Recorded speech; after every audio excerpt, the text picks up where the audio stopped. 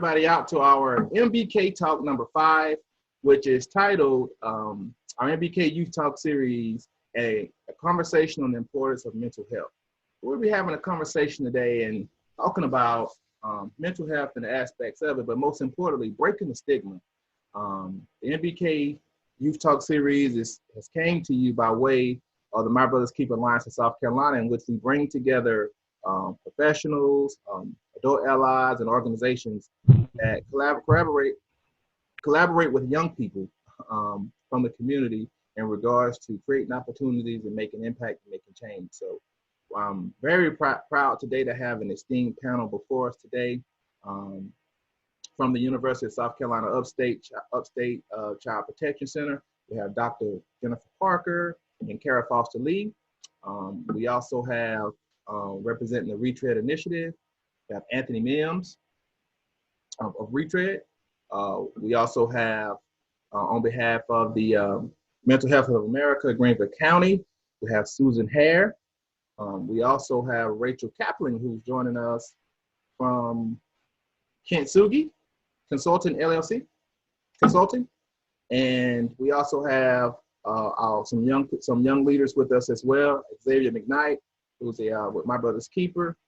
We have Zy Coleman, who was an MBK OSK Youth Advisor, as well as Tyranny Petty, who's joining us, who is a MBK OSK Advisor, as well as Ascension Campo Rios, who is also one of our MBK delegates and leaders and advocates, ambassadors for the work that we're doing. And we also have Jada Alexander, who is with the Teens for Hope. She's the advisory board president for Teens for Hope of Greenville County. So we're excited today to have an esteemed panel with us today to have a conversation and talking about mental health and breaking the stigma of mental health. So with that being said, we're going to turn our conversation over to Dr. Jennifer Parker and Hare. Ms. Hare Foster Lee to kind of talk about some of the things that's happening and the goals at the work of the USC Upstate Child Protection Center. Well, hello, everyone. I'm very excited to be part of this discussion today. What an honor and a privilege. I'm going to start us off. Dr. Jennifer Parker. Hare Foster Lee will wrap up our 15-minute segment, and then we'll be happy to answer questions. But I'm going to start with the bigger 10,000-foot perspective of what we do, and then she'll drill down a little bit on some of the specifics. We care very much about the well-being of our young people and our children and our families and our communities, and it's been our honor and privilege to study and launch an initiative in child protection. It's really trauma-informed building skills of resilience. Our Child Protection Training Center was named as a way to train professionals to better understand some of the violence and danger that our children are exposed to and have better responses. But we've morphed from that now into a training center that trains around the state. We train year-round. We train multidisciplinary professionals. And what we're teaching is really preventative work. How can we better understand the impact of the environment, some of the social determinants in our environment, and respond differently? We've got systems that have created some poor outcomes for young people. We've got individual responses. So better understanding that first is our goal, so that we can then shift our lens to a trauma framework and trauma-informed responses. So we teach a lot about the impact of trauma on how it affects our behavior, our capacity to regulate our behavior, which does get often misdiagnosed as some mental health issues early on in childhood. Children that are living in chaotic, high-stress environments are often dysregulated and having difficulty with their emotions. So the first thing we want to do is teach individuals to ask questions. What's going on in your environment? How can we better understand what's affecting your behavior before we zero in and start labeling and punishing the behavior? I've got a background as a DJJ psychologist. I saw a lot of young people in juvenile justice. They had many mental health diagnoses. Some of those were legitimate. Some were better explained just by the chaos and trauma in their lives that had been unaddressed. So we're trying to improve system responses, and we focused a lot on our schools. We've been very excited to see what's happening in our schools, and I hope that some of you that are young leaders will expect a difference and report to us if you don't see a difference in how educators are responding to needs, making them aware that often if a young person is not coping well, it may have nothing to do with their ADHD or their oppositional defiant disorder. It may be that they've been up all night because there's been violence in the home, or they haven't had enough to eat. So shifting the narrative and responding differently. Karen Foster Lee will talk a little bit about some of the responses that we actually encourage teachers to incorporate in the classroom. So it's creating a culture of safety, a culture that fosters relationships, very much like you're doing, Antoine, in fostering relationships and this culture of safety, and then dialogue. Tell me what's going on, and learning how we can form a relationship to solve problems together.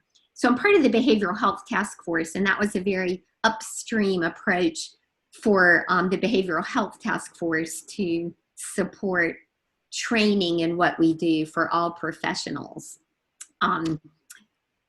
Let me think, what else do we do? We train child welfare investigators because we know a lot of our children are placed in foster care that may have been better protected in the homes by providing resources to the family.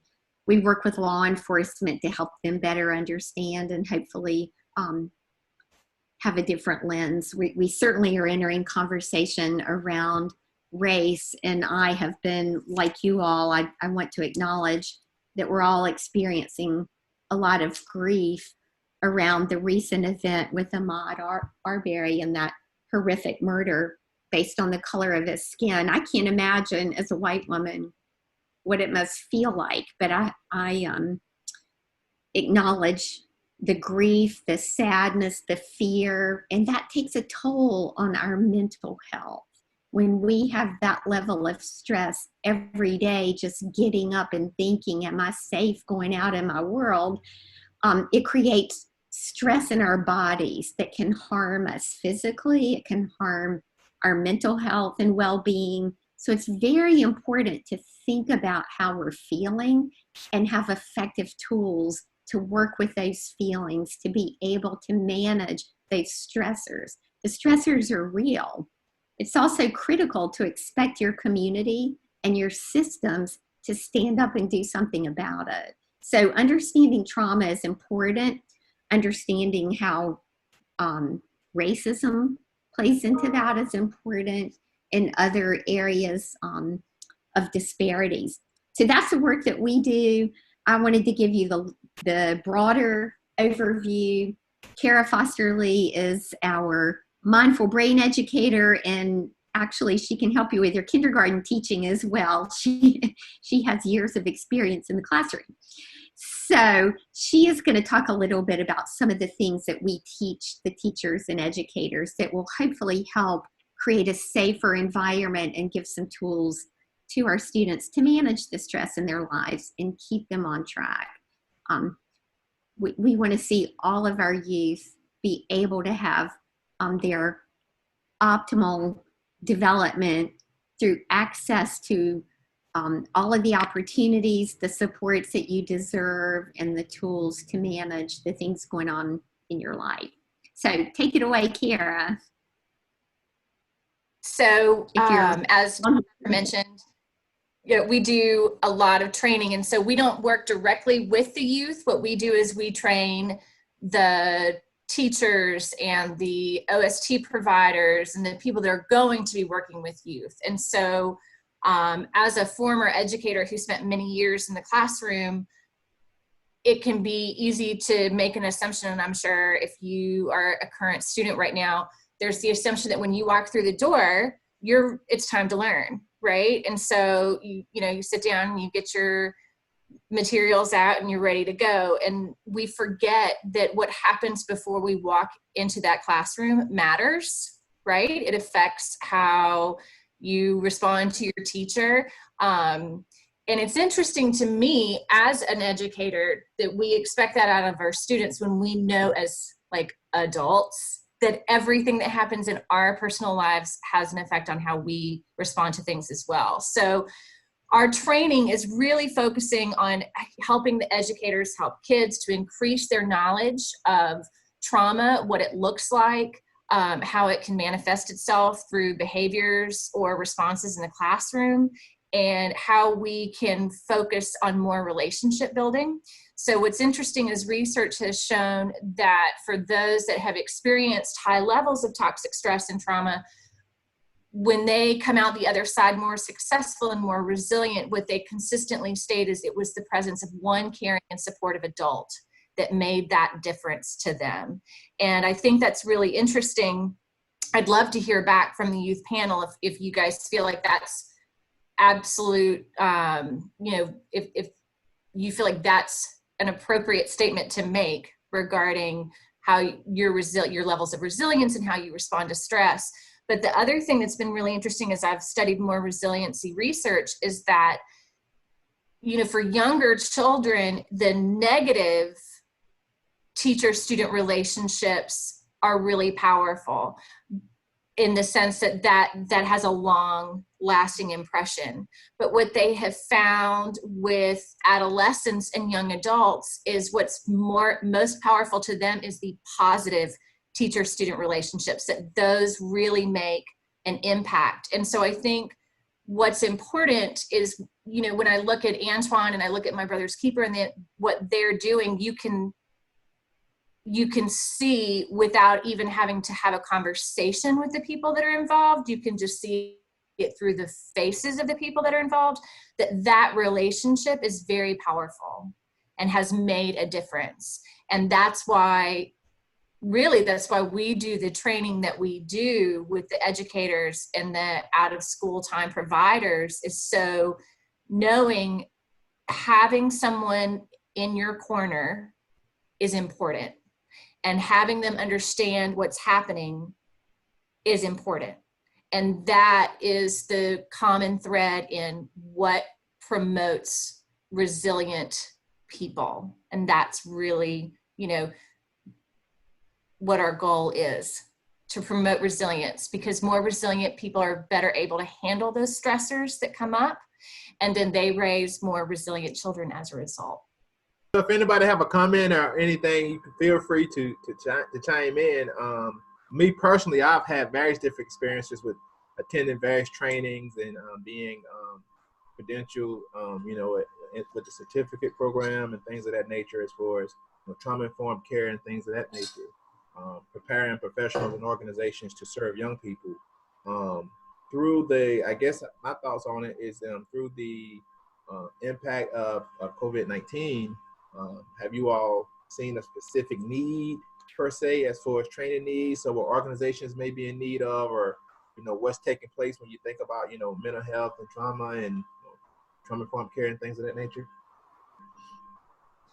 I actually have done a lot personally in looking into how educators are kind of handling this, what a trauma-informed approach looks like when you've got distance learning, right? And so there were 4 key things that they talked about that educators and providers could give. And one was like a welcoming virtual space, right? So that when you log on and you see your teacher, that there's sort of this welcome space.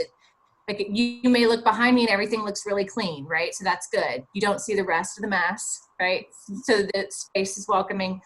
That the educators and the providers themselves have to engage in self-care, right? And work from their strengths, because as the providers, we need to make sure that we can't do it all, but do what you do well.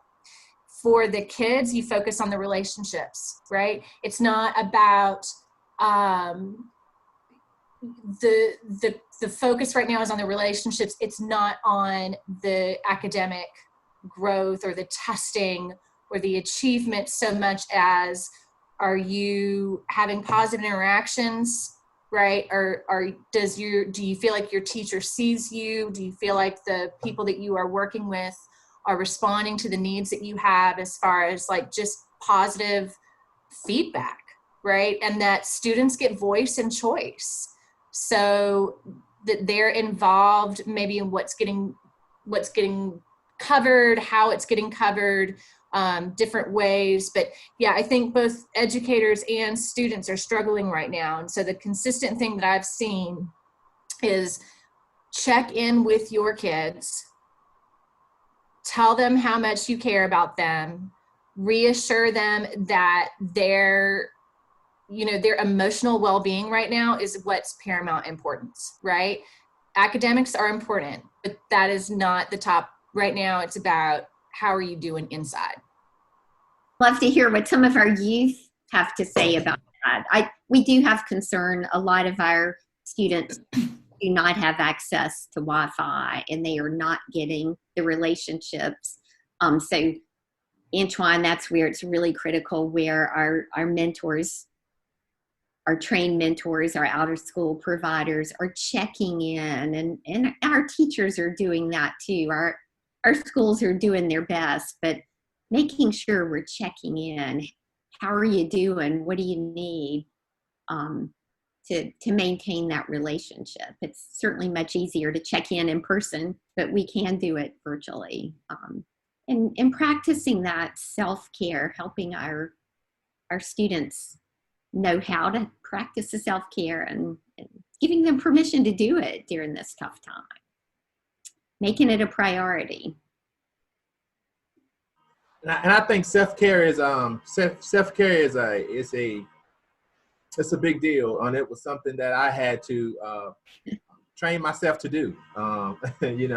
Sometimes we, being the provider, sometimes we can, overexert ourselves in trying to advocate and help and, provide for others. But young people, the challenge has been extended, and it's on you all. So the floor is you all to share and talk about, the young people's perspective, your experiences, what's taking place, whether it be yourself or some of your friends, your peers, or those that you, may attend school with, like with everything that's taking place right now, culturally, in our society, in government and politics, but most importantly to our everyday life, through the impact of COVID-19, with social distancing, and school being canceled and what have you, the family dynamics, like, from a mental health perspective, like what's going on with you all? This is your time. Talk to us, tell us, educate us on what's going on, and what are you all facing and seeing?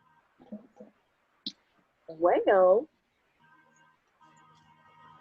I'm speaking for me and the people that I know, like personally, that I go to school with, and I don't really go to school with, because I have 7 classes, so I have like 7 teachers, but like out of my 7 teachers, only like 2 of them actually message us every day, send us alerts from a district office, and tell us what's going on. If not for those 2, like if it weren't for those 2 teachers, we would be completely confused as to what's going on. We wouldn't know school was canceled for the rest of the year unless we watched it on the news or something, or anything really, because I really only get those messages or alerts from 2 teachers.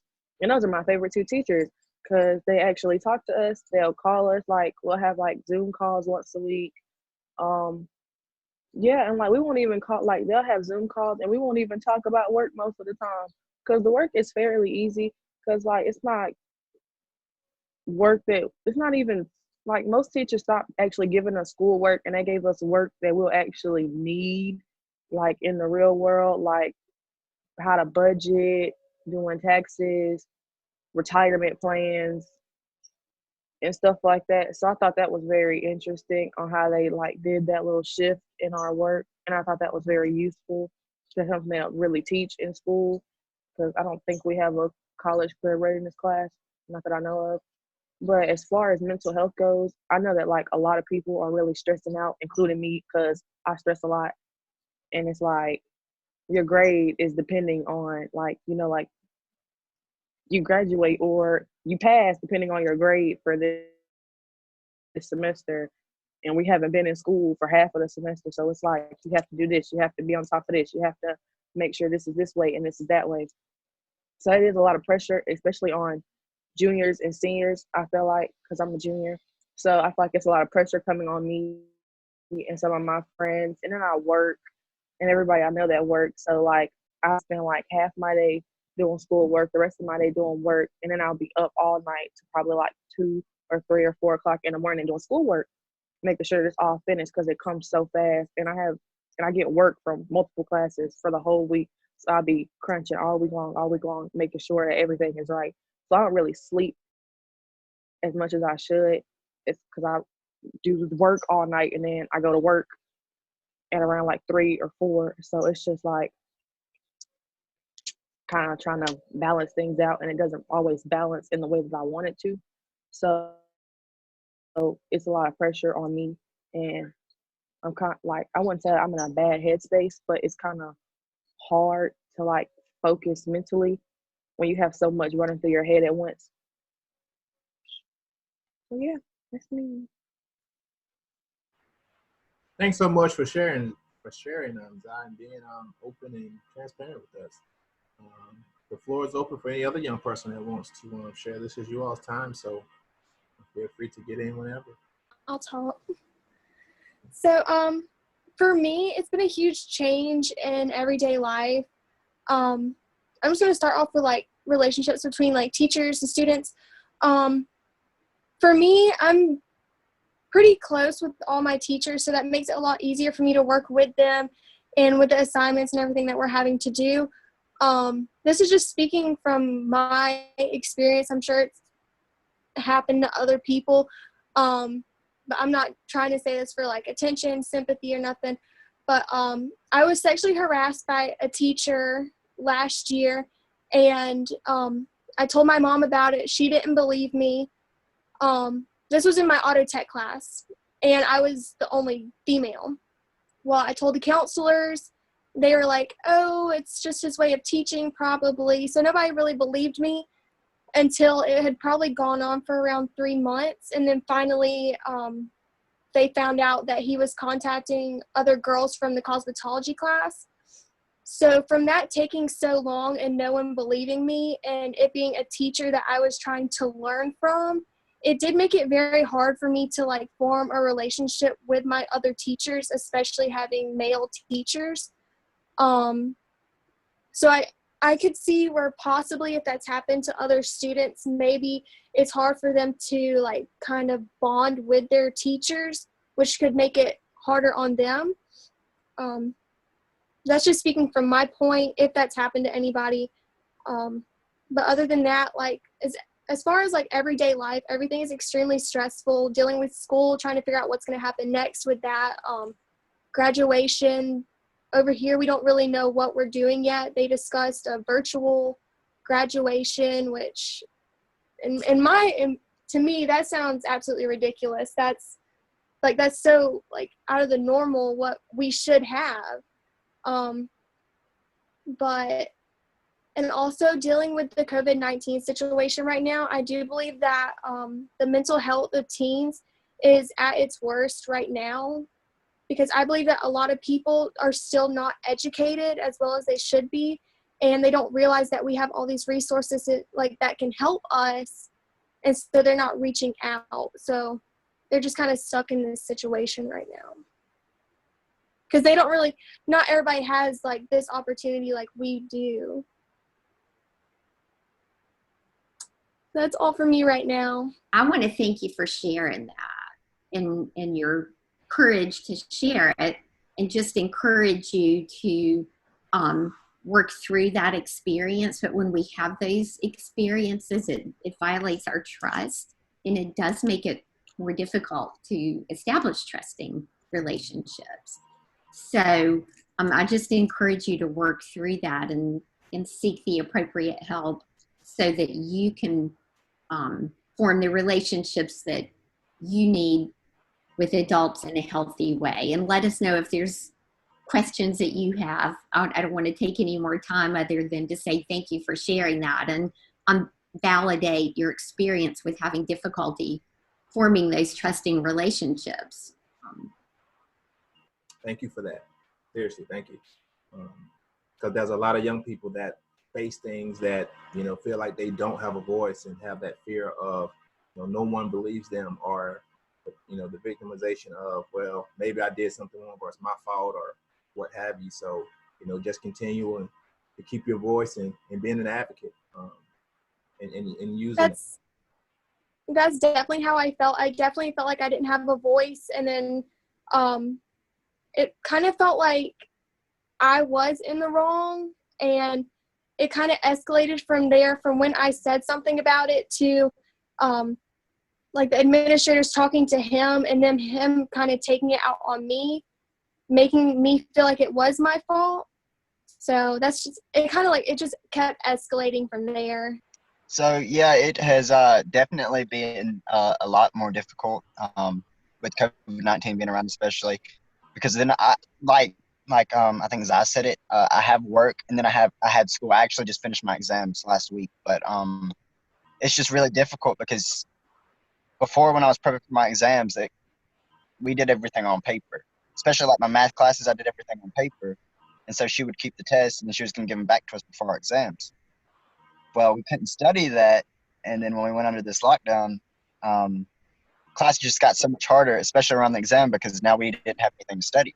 And we did have some some online stuff and everything, but it was just a little bit harder to interact with that.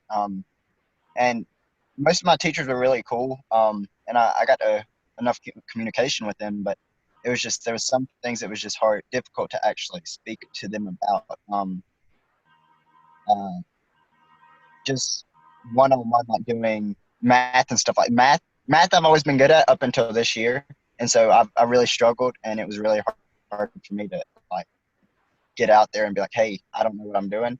And so it was, especially going online, it took a toll on my grade this semester. So it just was not too good. And then I have work on top of that, and I'm working just about every day. Today's actually my only day off this week, and it's been really busy. I mean, I have some downtime to actually do what I like to do, but it's not like I get to enjoy myself all the time now.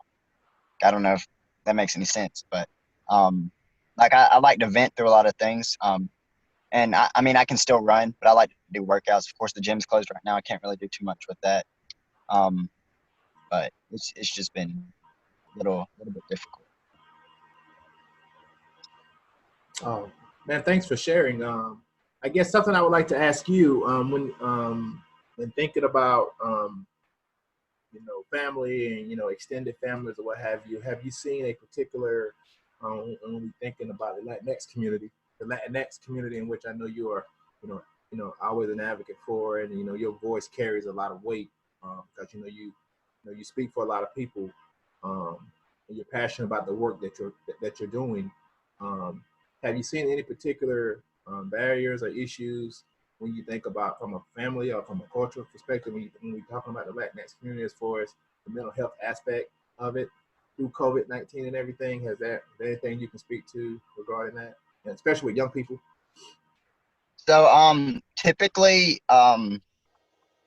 with the Hispanic community, there's a lot of pressure for Hispanics just to be on top of everything. I mean, they have their parents, but their parents rely on them to be the role models for their little brothers, little sisters, which most families do, of course. But it's a lot of pressure.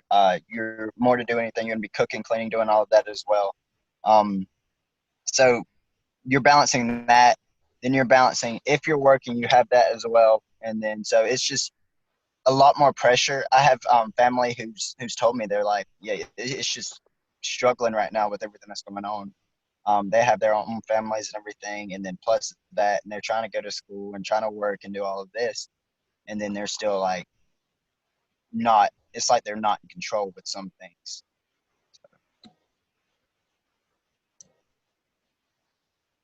Well, man, thanks a lot. Thanks a lot for sharing, and thanks for making the time today. I know you have a lot going on, and as always, thanks for being here with us to just kind of share what's kind of taking place and what's kind of going on, and how you're managing that and balancing that. As always, we're here for you.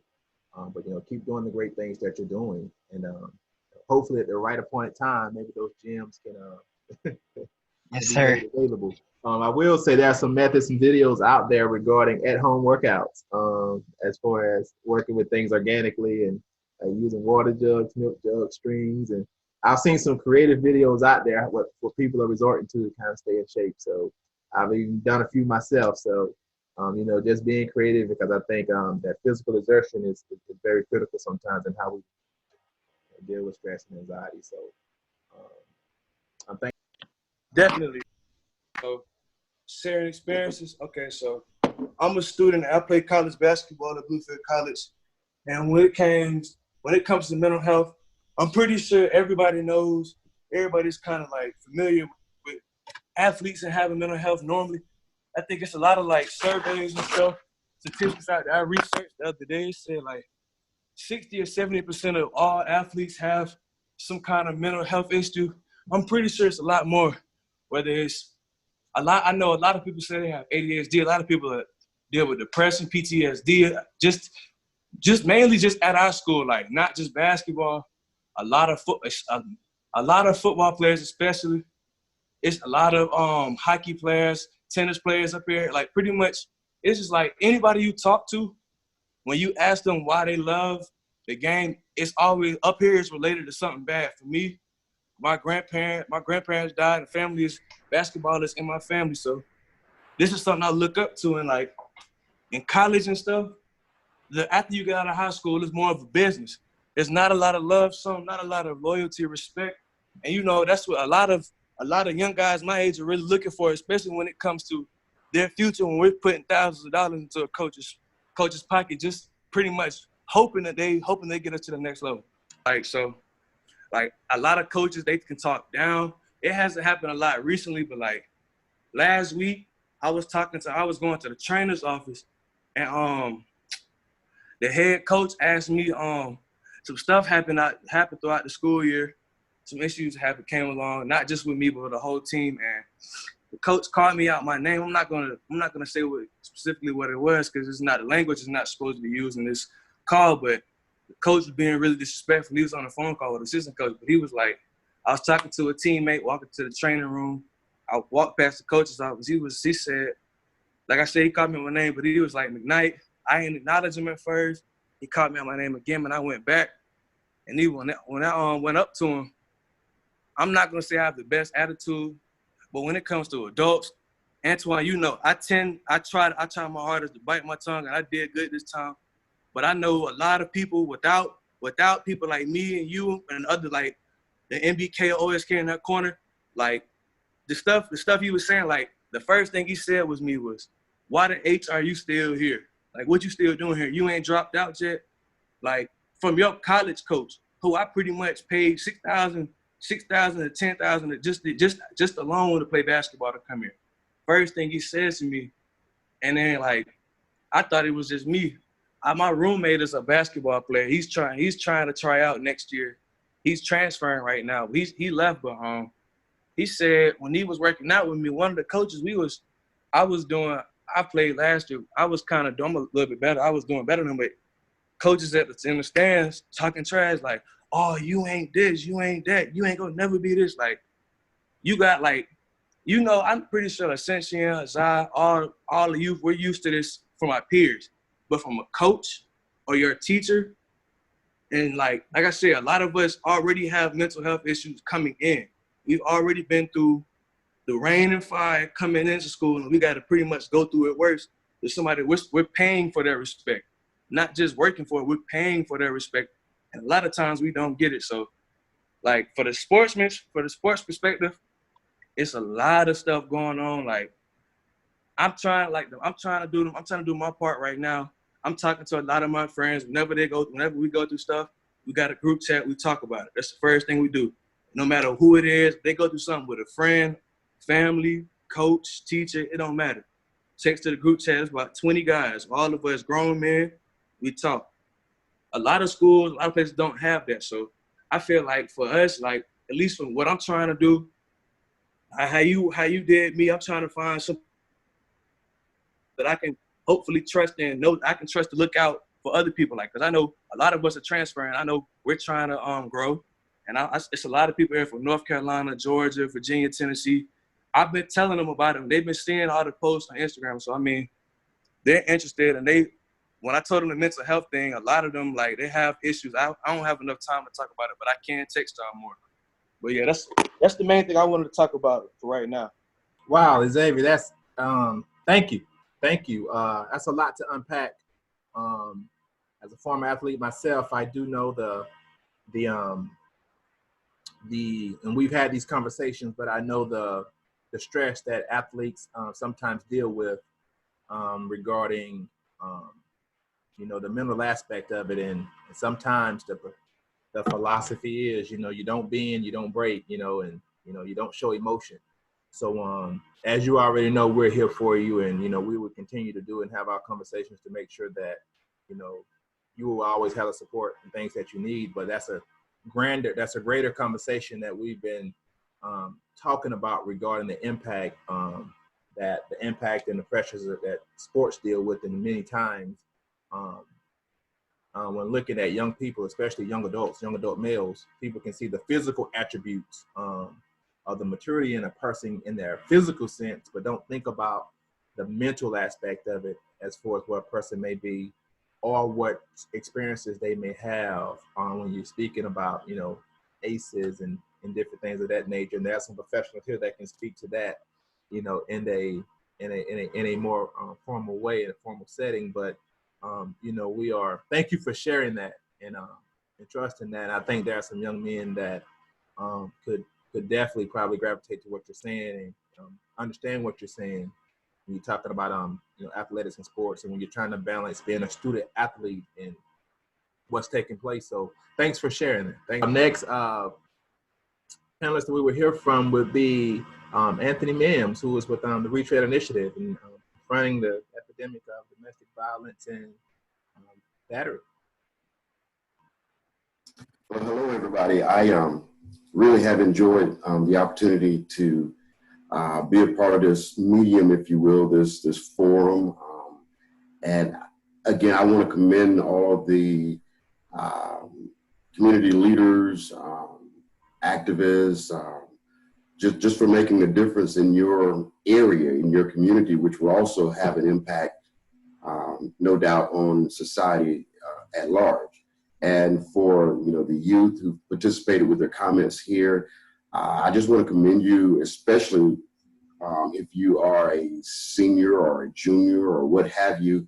Part of my background also, in addition to being the director and founder of Retread Initiative, part of my background is also academics. I am an adjunct instructor at Spartanburg Community College, where I teach political science and also college orientation. And actually, this particular year, this school year, I had an opportunity to engage with the students at Dorman High School who were participating in the dual enrollment program. And so, because college classes actually just finished on last week, this whole COVID-19 shift, if you will, certainly impacted the way that we have to educate and teach our students now.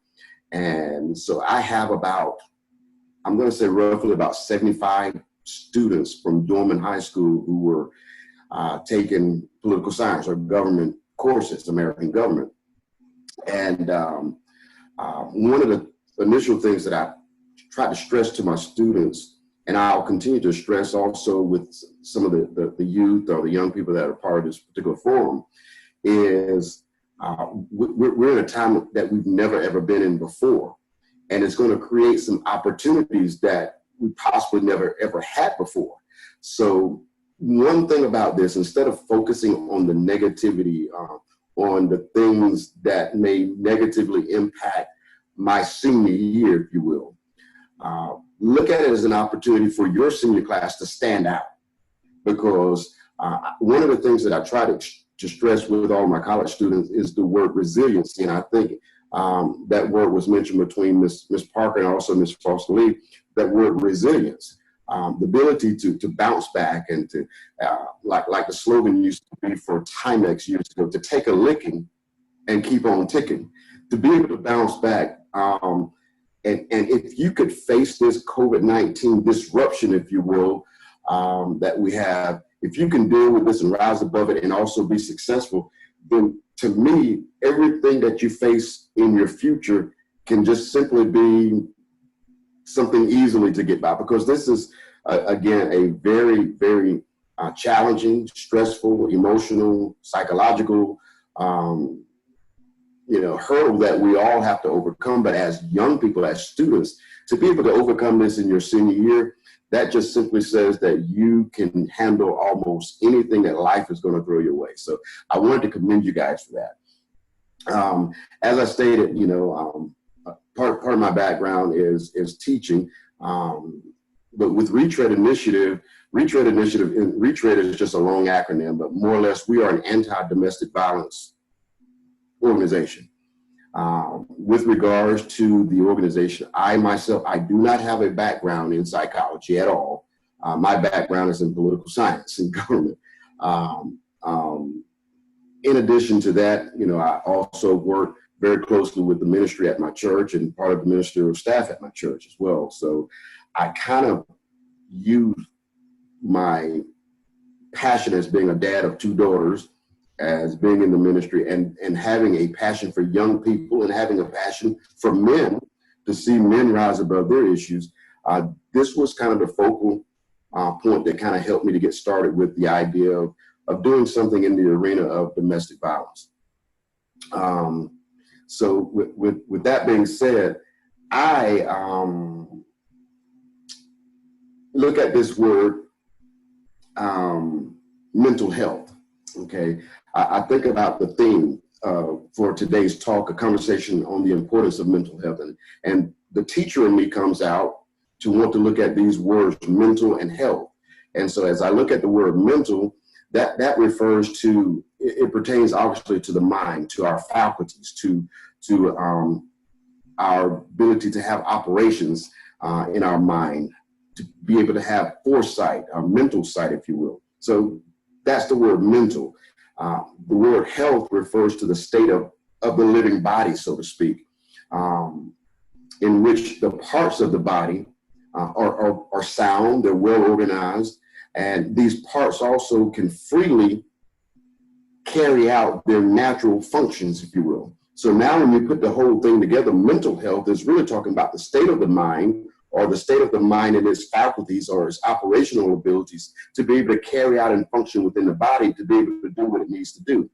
But oftentimes when that mindset has been challenged, so it is also with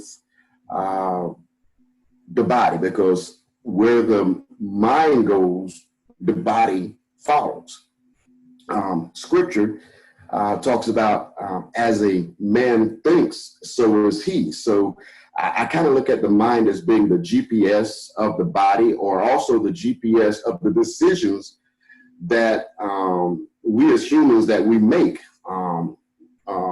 in our soul, so to speak. And our soul is our mind and our will and our emotions. So when we think about all of that, the piece that Antoine has asked me to kind of discuss in confronting the epidemic of domestic violence, attention does have to be drawn to the current coronavirus crisis that we're in right now.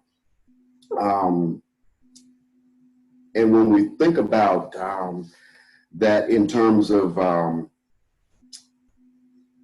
domestic violence and the coronavirus, our policymakers, they have been challenged. Sometimes our policymakers have done a good job. Sometimes they haven't done a good job. Sometimes they have failed with addressing the, how can I put it, the public health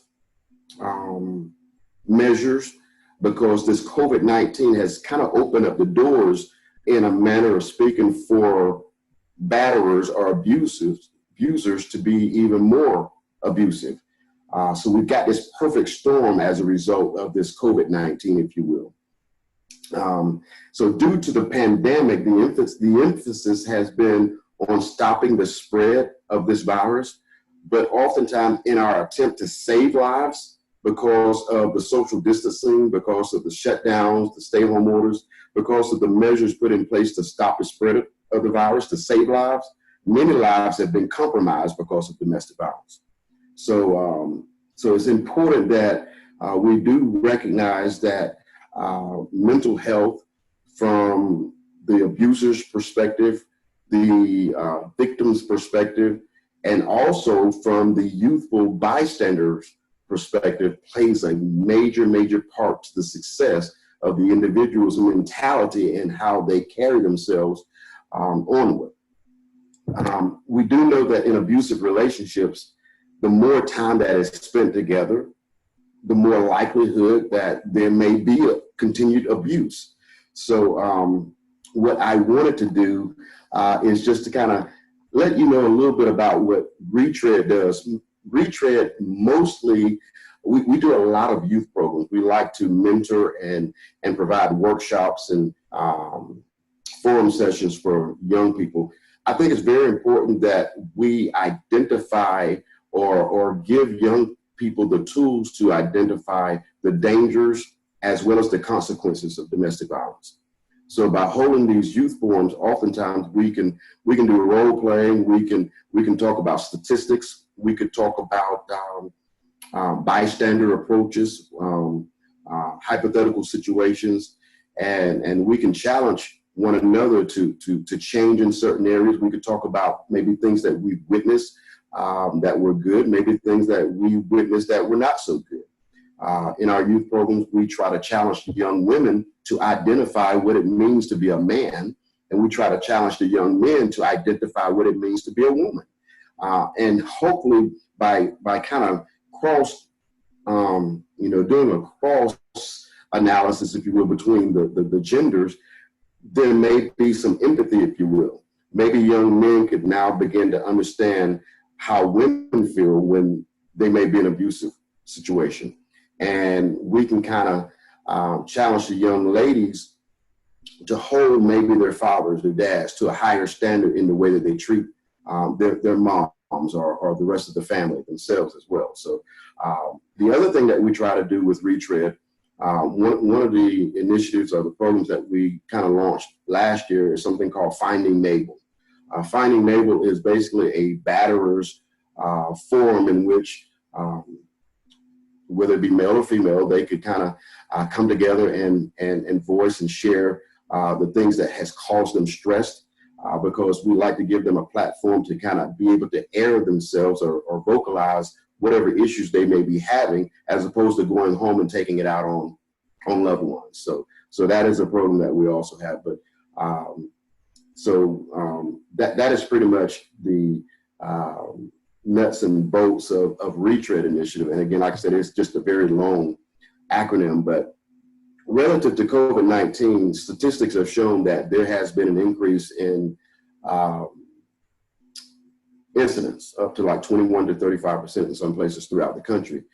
And again, as we stated, this COVID-19 has kind of created a perfect storm, if you will, because now you have these individuals who do have these mental or psychological or emotional defects oftentimes. And then when you couple that with the fact that they've got these stay-home orders now, I can't go to work. I'm worried about whether or not I'm going to continue to have a job. I'm worried about whether or not I'm going to have enough money to meet the needs. So then when you factor all these things together, that perfect storm has now created this wave of new violence, so to speak, as it relates to family violence. So what we're trying to do is to give families the tools to kind of be successful with regards to being able to get out of the abusive situations, being able to get the abusive situations to stop, and being able to change the way that you see yourself and to see your community or your surroundings. And what we try to do is challenge victims as well as the young bystanders, the youth, because again, it can impact them as well.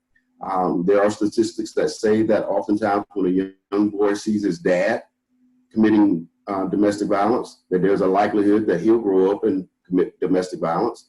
There's statistics that say that when a young woman sees her mom being abused, that she'll grow up thinking that that's the way that a man is supposed to display his love to me, is to beat me.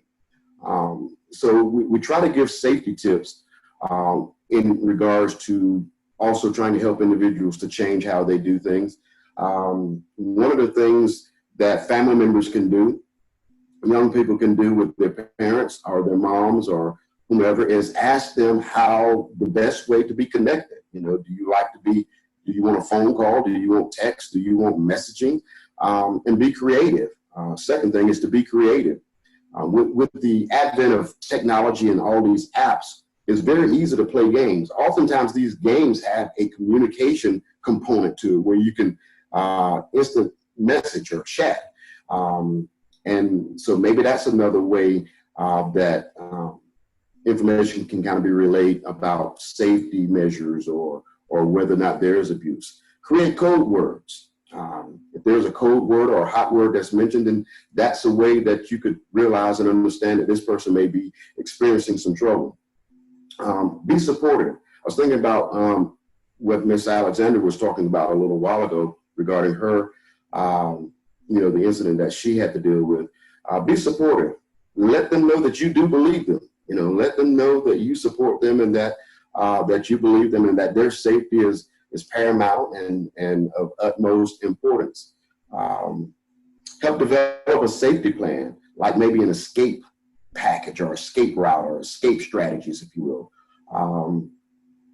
Something as simple as being able to say, like, maybe there's a need for food. I need to go to the grocery store, or I need to go to the pharmacies. And then once you're outside of the home, then maybe you could get somewhere and make a phone call, try to get in touch with other individuals that could be helpful. And then the last two things, one of the things that I stress is always communicate to a family member. Let a family member know what is going on with regards to any type of abuse. I look at the word abuse, and to me, the word abuse simply means abnormal use. So to abuse something means to use it abnormally. So anytime there is abnormal use, there is abuse. So stress that information, relay that information over to family members. And then lastly, don't be afraid to get involved with the police and to get involved with local domestic violence organizations, shelters, agencies, and advocates. And those things can definitely play a large role in one's safety. Now, again, because of the pandemic, COVID-19, the coronavirus, it promotes and fosters a lot of fear and uncertainty. Individuals who have this fear that they may not go back to work, having this uncertainty of how we're going to make things work. And sometimes that can trigger or spark violence due to the shelter in place, due to the stay-home orders, due to the restricted travel and all of that.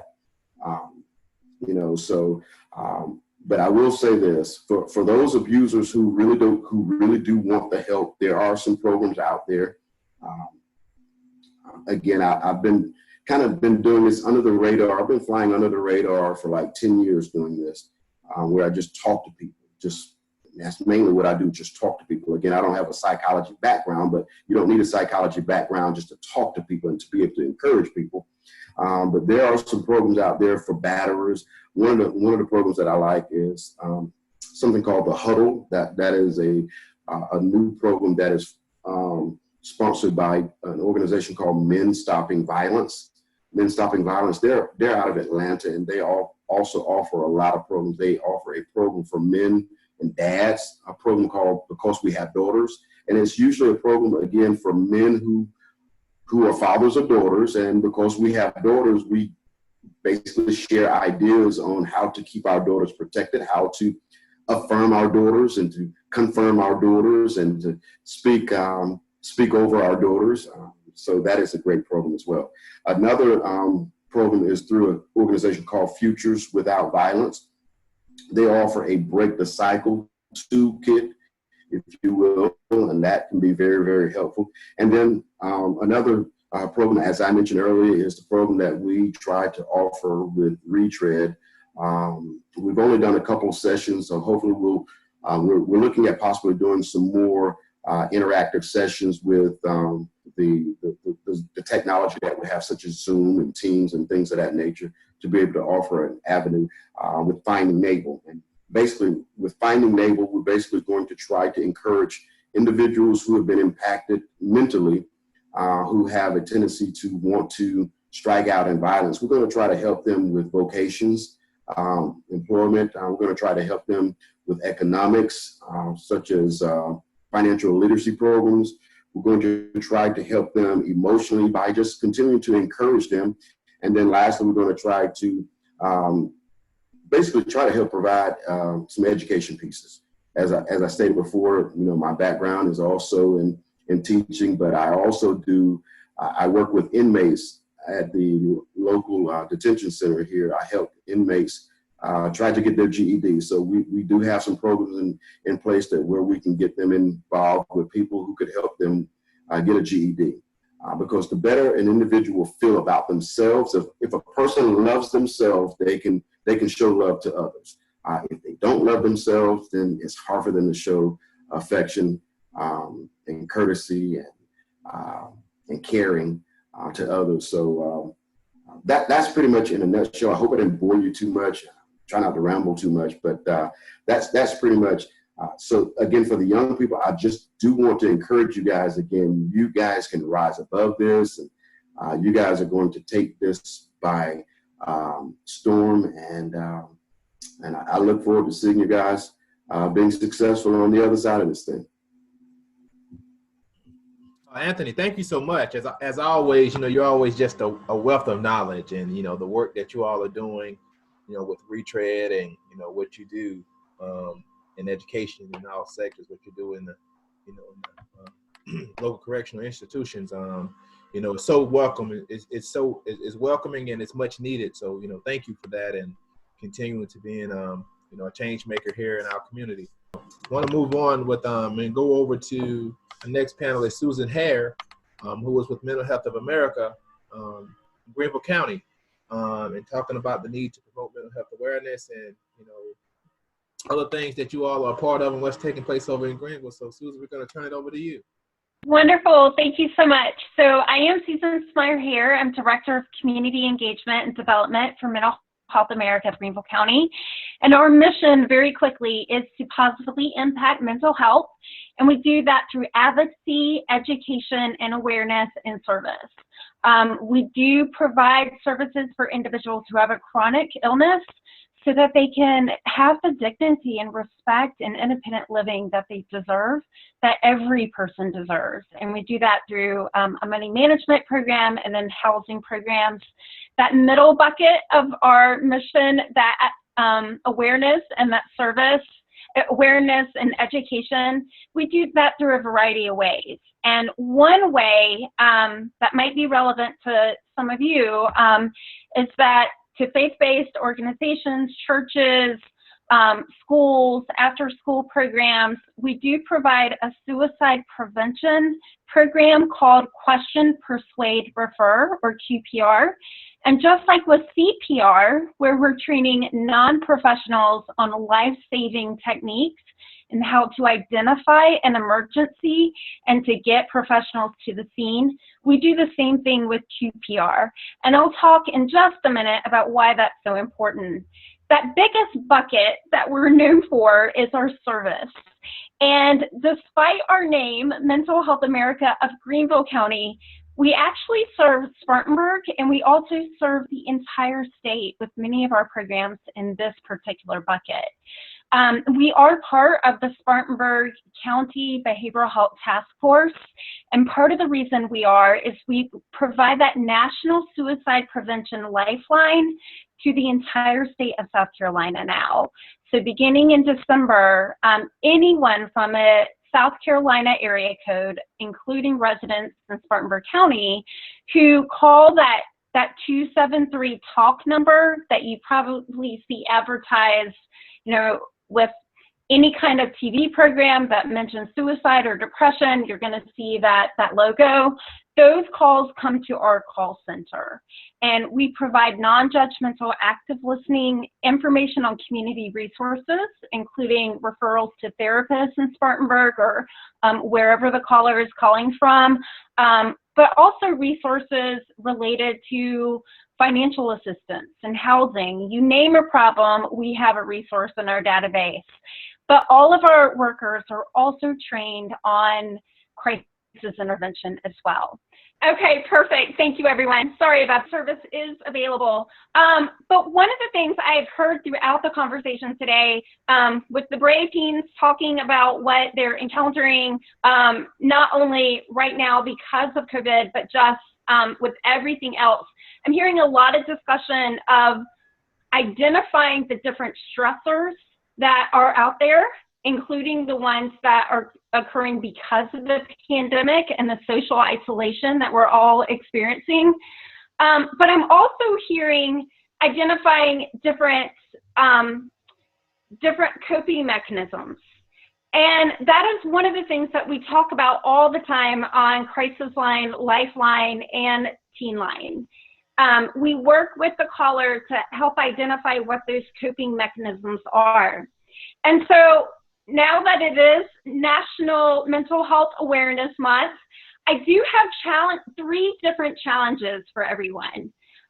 Number one, in terms of identifying where our own mental health is, I encourage everyone to take a screening tool you're worried about, who is reflecting or demonstrating some of the symptoms of depression or suicidal ideation, to be able to, number one, be there and listen and know what resources are available and connect them to an adult and the resources available. But also, if someone is just feeling,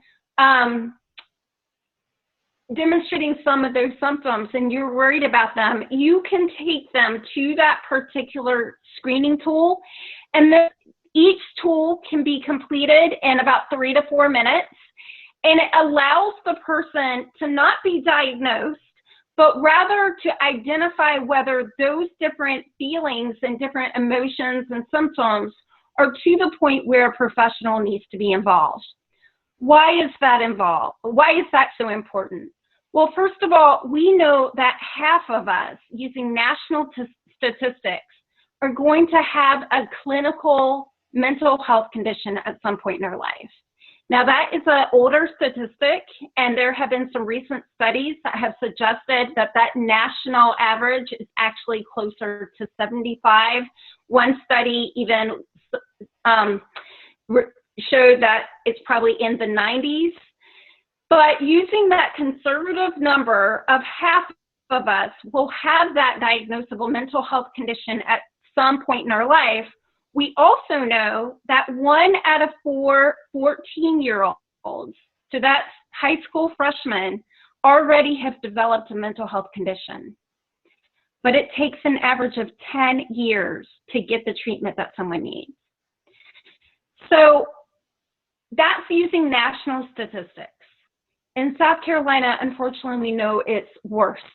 So unfortunately, in 2019, South Carolina ranked 49th in regards to how well someone can get the treatment that they need when they have a mental illness. And for teens, we know for young people ages 10 to 18, suicide is the 2nd leading cause of death in our state. It is an issue. We know that teens who have depression, their studies suggest that up to 60% of teens with severe depression aren't getting the treatment that they need in our state. So it is an issue, and it can be fatal. So I mentioned before 3 different challenges I have for you during this month. Number one, identifying and learning more about the resources that are available. So all of the different panelists talking today, I encourage you, after this is over, to do some more research and know about those resources and how to tap into them, including Teen Line. that 467 number or that text number. Secondly, I encourage you to really think about your own mental well-being and what you're putting into your proverbial cup and what you're taking away. And what I mean by that, I'm actually going to go off camera for 1 second just to give you a visual. So the pandemic is a perfect opportunity to really stop and think about what our own coping mechanisms are and the stress that we're all carrying around. So whenever we go and we present to teens, we use this example, this metaphor, to really think about depression and how different factors, including environmental factors, social factors, cultural competence and cultural awareness and cultural factors, as well as what we all are experiencing personally, all relate to and contribute to our mental well-being at any point. So I encourage you during this month to start the day, to get out a cup, any kind of cup as long as it's not clear, and to set that cup in a place where you can access it throughout the day. I also encourage you to get things like either rice or beans or cotton balls. It doesn't have to be food, but something that you can use as a metaphor for stress. When you start that day, I want you to go ahead and fill that cup with whatever you feel your stress level is waking up, starting the day. I do encourage it to be somewhere between a quarter of the way full or half of the way full, especially because of all the stress that the pandemic is causing to everyone. So let's say that you started with your cup of rice or beans or cotton balls or whatever it is, paper clips, whatever you have a lot of, and you started it halfway. Throughout the day, whenever you encounter a situation that is causing you stress and change to your body, I want you to put more of those items inside your cup. Whenever you engage in an activity, a conversation with someone that you respect and love, a friend, a family member, a conversation that is restorative and helpful for you, I want you to take some of that rice or those beans out of your cup. And it's a way that throughout the day, you can really monitor, are you putting more into your cup or are you taking more out of your cup? So that you can really identify, wow, I really need to work on my self-care, or wow, I'm really doing a lot to really take care of myself and I need to keep that going. The third challenge I have for everyone is to really think about how the language that we use and the language that we are surrounded by in our culture and our society affects people getting the care that they may need. So what I mean by that is that there's an entire campaign called Stop the Crazy Talk. Words like crazy or she seems so happy today. Wow, she must be bipolar. Using a mental illness to talk about a situation and you're not really talking about that illness. Or things like bonkers. These words that are so incorporated and ingrained in our culture, and we use them without thinking about it. Think about how often you may use the word crazy and when you use it. I encourage you one day during the pandemic, during the social isolation, to spend 2 30-minute sessions. And one of those 30-minute sessions is watching a TV show that you like. It can be a show on Netflix. It can be a movie, as long as there's dialogue in it. But for 30 minutes of whatever you're watching, get a piece of paper or your phone and track how many times you're hearing those different words, those stigmatizing words like crazy or OCD or any of these other words that when somebody who is dealing with those different symptoms of a mental illness and they're hearing that word being used in such a derogatory way, it sends a message to them that their illness is not as important as, you know, a physical illness, and that there is shame in terms of accessing care for it. The other 30 minutes I encourage you to do that same kind of tracking in is just conversations that you're observing. And it might be conversations you're hearing in your household or in Zoom conversations, just chatting with friends. Again, anytime you hear one of those words, you don't have to tell people you're doing it. Go ahead and just make a tick mark, just so that you can identify how pervasive this kind of talk is in our society, and do your part to monitor it yourself, and to try to end that kind of stigmatizing language.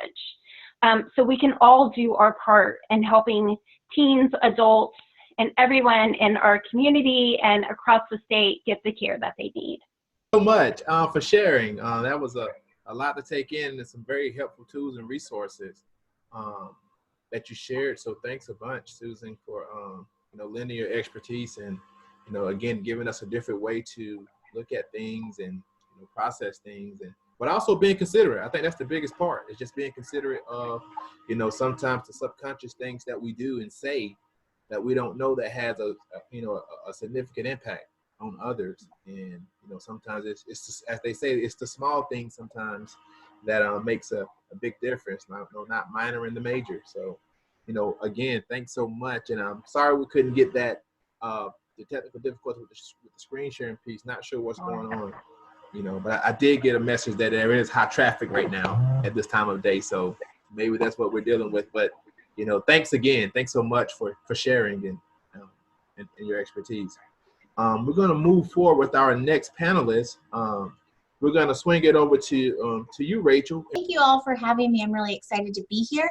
What I wanted to do is kind of wrap up what everybody has already been saying and just kind of talk about the overlap of some of these different things. So that's why I created a visual, and I don't know if we'll be able to pull it up. If not, I can talk about it. I'm just a very big visual learner, and so I figured that might be helpful to other people too. But essentially what it is it's a Venn diagram with 4 circles. And so the top circle says COVID-19. The one on the one side says mental health, the other side says trauma, and then the bottom says disability. So a lot of where my passion and focus is on ensuring that people within the disability community have a voice and are represented in a lot of different arenas and aspects of life. So that's why that circle is there. And mental health is a disability under the Americans with Disabilities Act. So that's, when we're talking about Mental Health Week and being careful with mental health, that is a disability, and there are protections under laws for people who have been diagnosed or who identify as having one. So kind of what I wanted to talk about was the intersection of where we are is that intersection of all 4 of those circles right now. And that can be a really scary, overwhelming place for people. And so some of the things that I just wanted to talk about are what's happening during that intersection.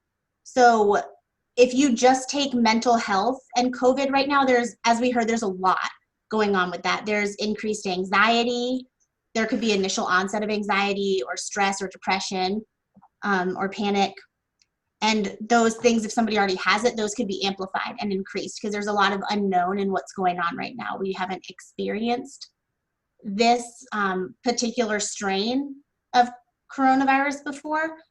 And so that can come with a lot of anxiety. Social distancing can be really isolating and lonely. And the change in routine can really impact how people feel. It can impact medical adherence, doctor's appointments, therapy appointments.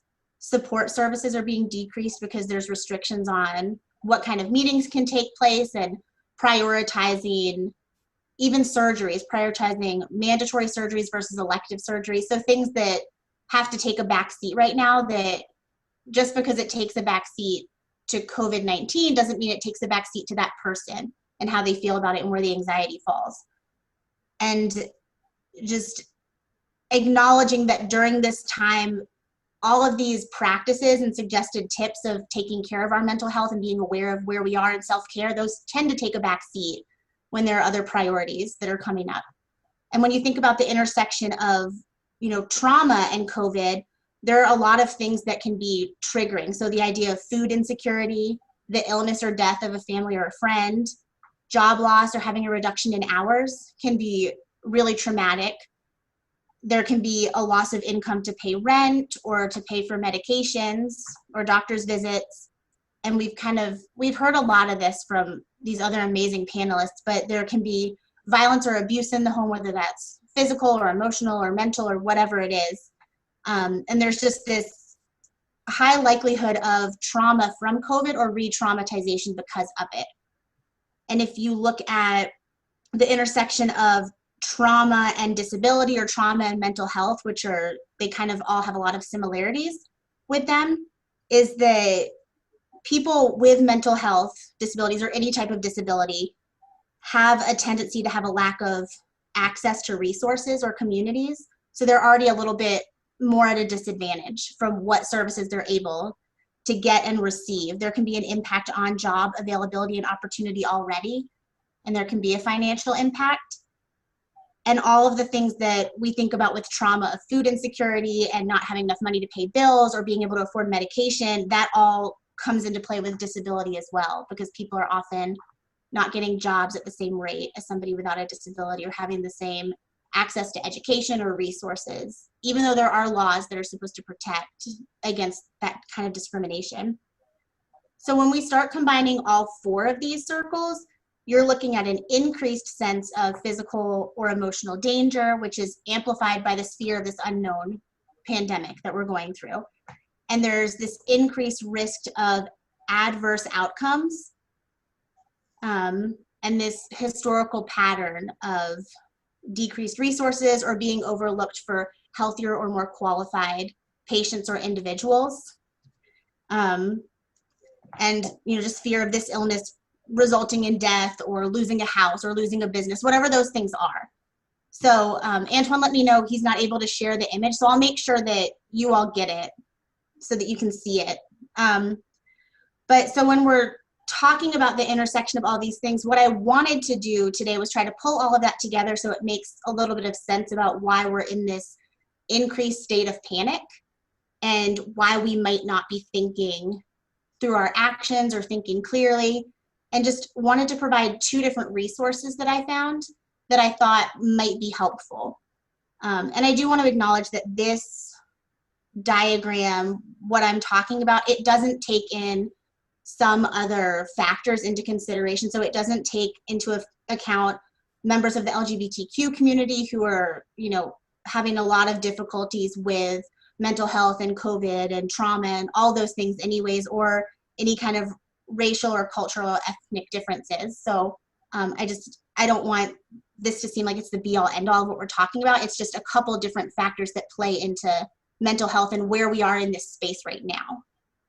So the two resources I wanted to share are, they're apps that are free, both in the App Store for iTunes and in Google Play. So it should be accessible from different sources, different types of phones.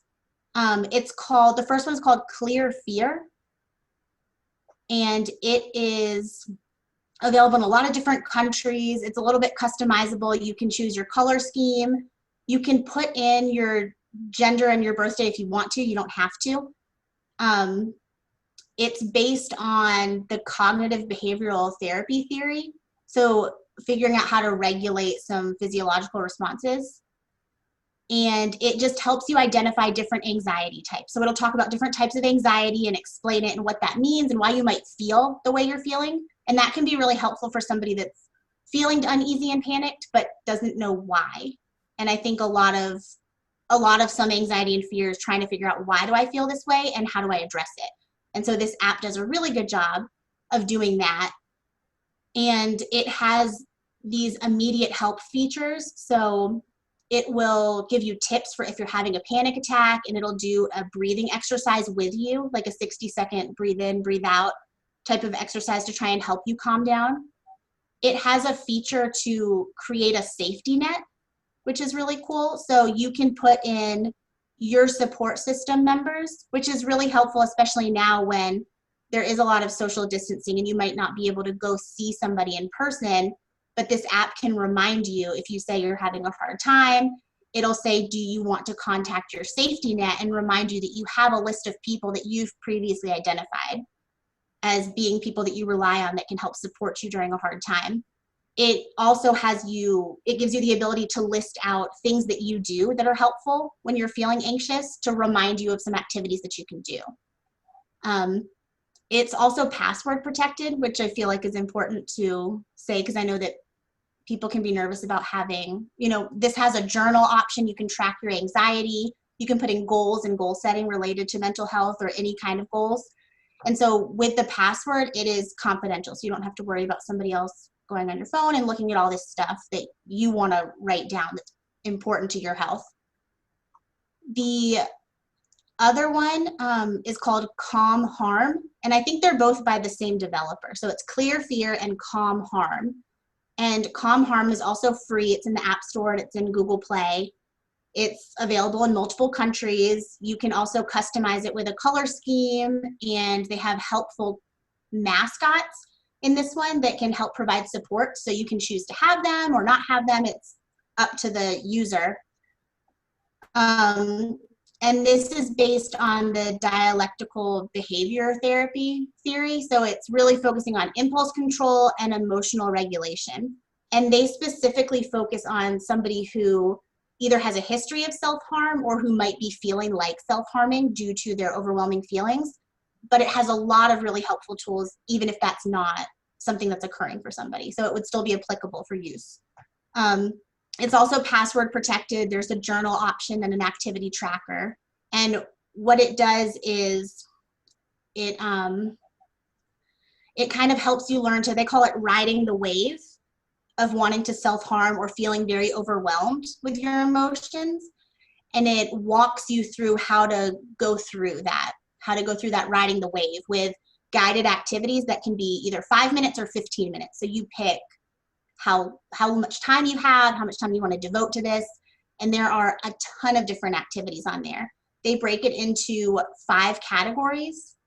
Activities to distract and help you with learning self-control, activities for comfort, which can help you focus on your care rather than your harm, activities for expressing yourself so you can get all of your feelings out in a healthy way, activities focused on release, so safer alternatives to self-injury or maybe some unhealthy habits, because we've kind of mentioned in this panel that some of the healthy habits that people might be using for stress or anxiety relief are going to the gym or working out or seeing friends and being social, and those aren't options right now. So figuring out some other safe alternatives can be really helpful. And then the last activity type is breathing. So focusing on relaxation and feeling calm. And I've looked through all of these apps. There are tons, it's lists of different activities for all these different categories in the 5-minute time frame and the 15-minute time frame. So I felt like that was important to share because it's something free and tangible. It's pretty user-friendly. And hopefully that can be helpful when there are some other options we usually use or we might like to use instead that just aren't available. So, and I can send, James Madison University actually did a whole study and article about both of these apps, and I can send the link in the chat, and Antoine, you can send it out to whoever you would like, but it does a video walkthrough of the different apps as well, and it has the QR code if you want to just scan within that article and just scan to download the app. So, but it's really user-friendly. It's a good tool that if you need something or you know somebody that needs something to combat all these feelings, that it would be a good option.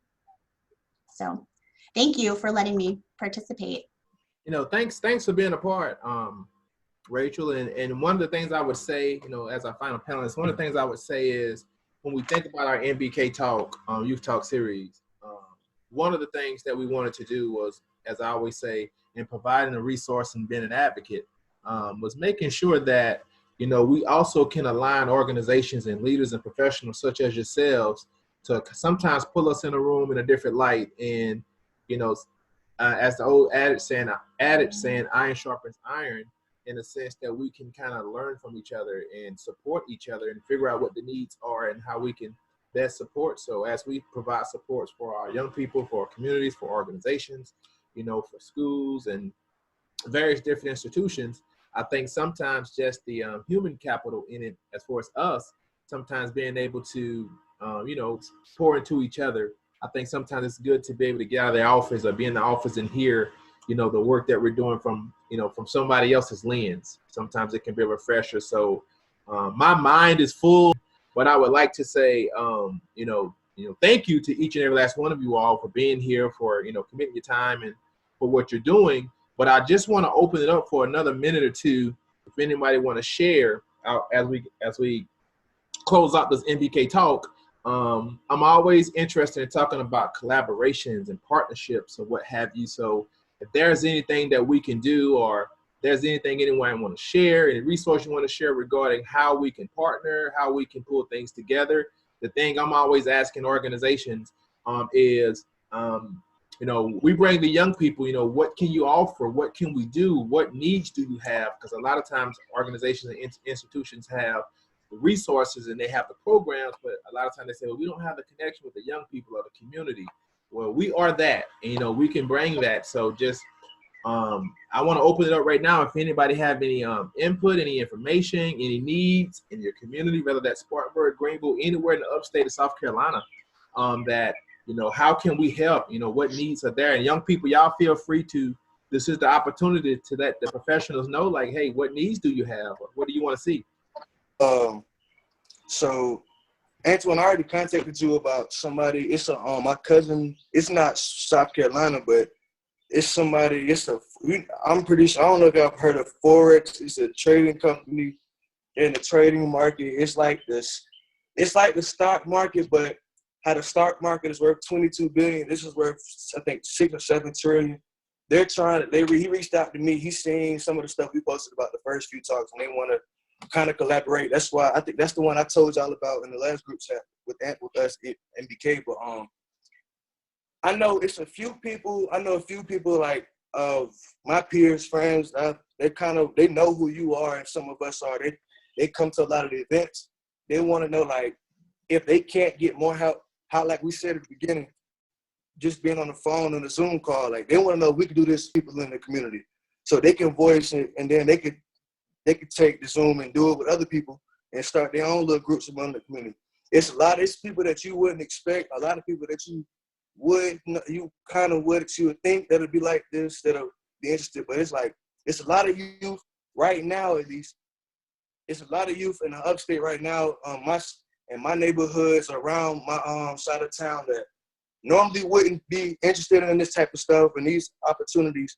They're talking to me, texting me, calling me every day, asking me what they can do and how they can benefit from this, and how they can talk to you, Antoine. So I wanted to go ahead and get this out of the way and say this now. Okay, so we'll definitely make sure that we put together an inner city space to be able to provide a platform for young people to be able to connect. That's done. Say no more. Say less. Say less. Anyone else? Gotcha. Me. Come on, okay, Ty. So I know, right?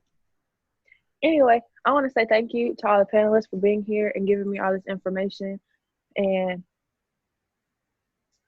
that was a really big help to me, considering I texted Antoine last night, trying to get in touch with his wife, or someone that I could talk to, or give like my friend help, because she called me last night with a problem that I can't really help her or fully understand where she's coming from, but I can give her my support as her friend, since she's like, I'm the one that she calls or comes to when there's a problem.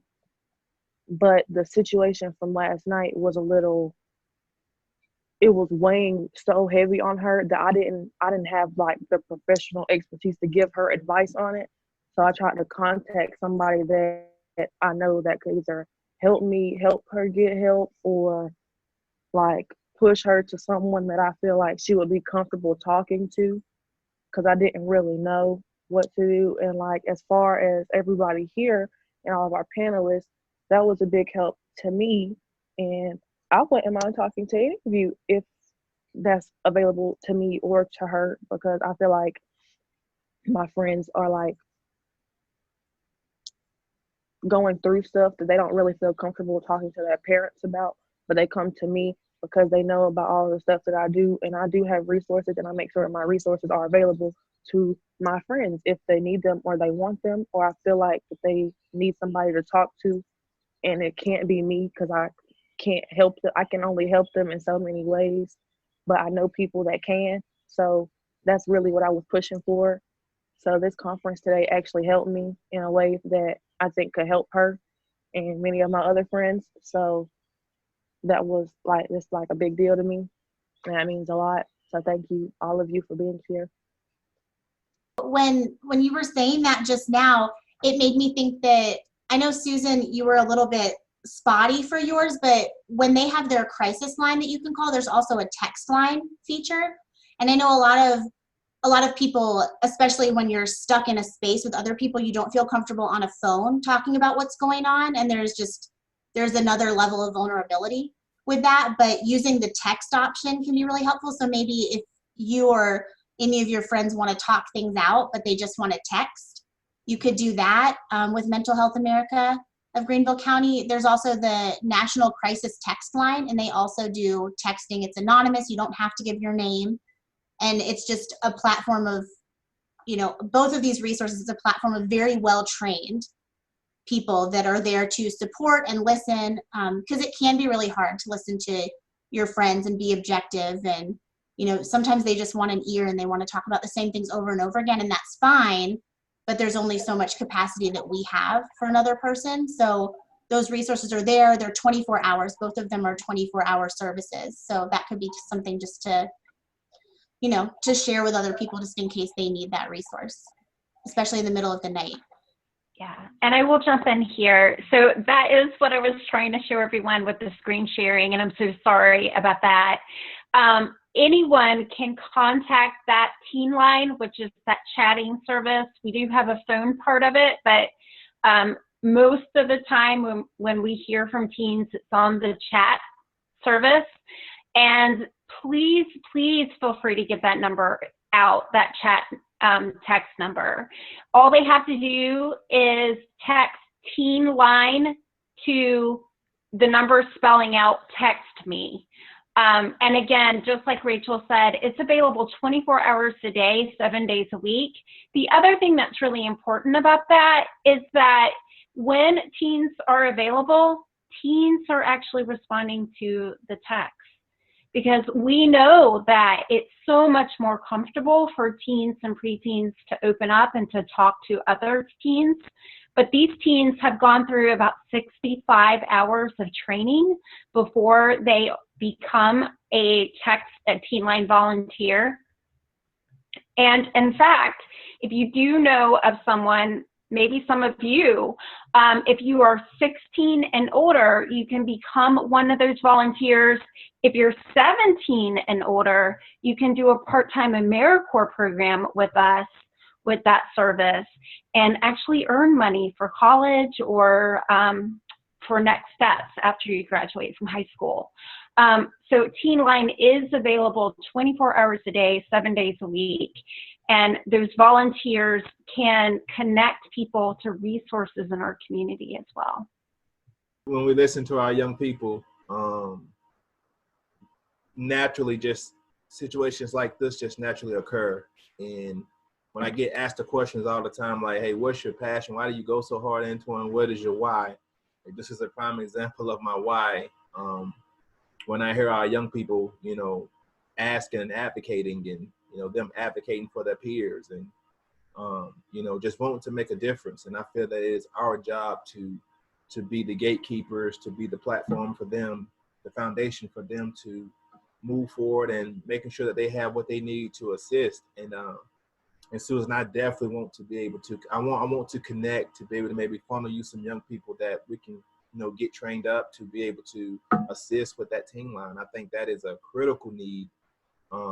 And I'll definitely be reaching out to some of you regarding some of our efforts. I heard from Xavier that some of our youth in our city looking for supports. Definitely will have you involved with that, Anthony. And, anything that we can do with the Upstate Child Protection Center. I don't know if we can create some type of, I know we do trainings for youth providers, but I wasn't sure if that was something that was in place or that could be put in place for maybe youth leaders, youth worker, or future youth providers, or just for the youth themselves that we can do. But if there's anything that I can do to help and assist, I would more than welcome that opportunity, as well as provide some young people for that. But again, thank you all so much for everything you've shared. We'll definitely have a follow-up message with everyone regarding, next steps, opportunities, partnerships, anything that we can do to continue this quest. Because again, as we know, May is National Mental Health Awareness Month, as I said, breaking the stigma. And we want to make sure that we're not just saying that, but doing that. And we know that in communities of color, that the attention sometimes to mental health is not always out front, or not always a place priority as it should be. So we want to make sure that we continue to support this younger generation in that quest, and also potentially their home, their households, and everything that extends out to them. So again, thank each and every last one of you all for being a part. And if there's no more closing thoughts, we will close out this MBK talk. We will put this one in the book. Job well done. I'm gonna unmute it. Everybody can feel free to unmute and say something, but I would say job well done. Thank you for your expertise. Thank you for your time. I know we went a little long today, but thanks for your time. And, thanks for being a part and committing to, be involved with our young people. So I'm going to stop talking and I'm going to turn it over and we'll get out of here. Anybody want to say? Oh, I learned so much. Thank you. Look forward to future conversations. Yeah, thank you. I think this was much needed and it'll help a lot of people. So appreciate the opportunity. Thank you, Rachel. Enjoyed it.